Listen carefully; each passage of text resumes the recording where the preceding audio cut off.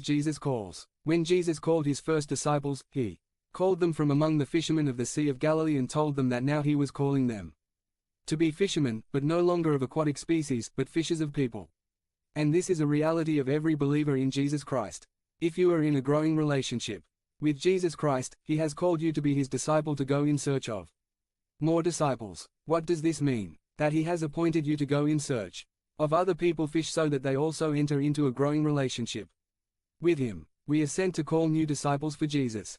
But like my experience with fishing, being an amateur is not the same as being a professional. It is not the same to say that I am a disciple of Jesus and to show the true characteristics of the character of a disciple. So this month we have been considering some characteristics of the disciples. We have said that disciples are faithful, humble, teachable. And today we finish our series, adding a fourth characteristic of Jesus' disciples. A disciple is delivered. That is why we say this morning. For the disciples, the most important thing in life is Jesus. To be a disciple of Christ is to be fully dedicated to the person, work and mission of Jesus Christ. It is that he is your priority and your entire life is lived in light of his teachings. The Apostle Paul summed it up this way: "For to me to live is Christ and to die is gain."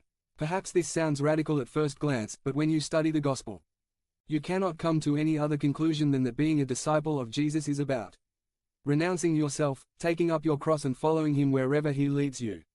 This goes very against the message of the surrounding culture, which is increasingly individualistic and exalts the freedom and independence of each person. The idea of 843, living for someone else and not for yourself, for your purposes, doing whatever you want, does not sound like a way you want to live. But it is precisely that type of delivery, dedication and intentionality to which we are called. That is why we repeat, for the disciples, the most important thing in life is Jesus. This total surrender as disciples is emphasized in several New Testament passages. But today we will consider one found in Luke 9:57-62. In this passage we will find three people who had an interaction with Jesus, related to following him or being his disciples. But as we will see, Jesus clarifies for them what it means to be disciples. And although we might think that the Lord answers them in a harsh way, what he is really doing is showing what was really in their hearts, and he makes it clear to them that for the disciples there is nothing more important than Jesus. If anything is going to characterize you as a disciple, it is this total dedication to the person and work of Christ. Luke 9:57-58 says, "They were walking along the road when someone said to him, 'I will follow you wherever you go. Foxes have holes and birds have nests.' Jesus answered, 'But the Son of Man has nowhere to lay his head.'" The first person who interacts with Jesus in this passage is a man who enthusiastically tells him, "I will follow you wherever you go." I call this one the romantic one.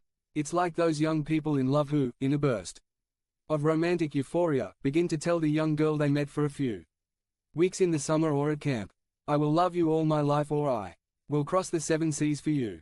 Well, this is how this man seems, who, the parallel passage from Matthew, clarifies that he was a scribe, that is, an expert in the law, a lawyer, perhaps with a certain economic position. Anyone could be impressed by this determined expression of his intention to follow Christ. But Jesus is not impressed, because he knows hearts. If you were a leader and someone said to you, "I will follow you wherever you go," they would surely have your undivided attention. But Jesus' response to this man clarifies for us a little what was deep in his heart. This man perhaps thought that following Jesus would be something that gives prestige or position or recognition. Perhaps in his mind the idea of being a disciple of Jesus was about a life of privilege. Imagine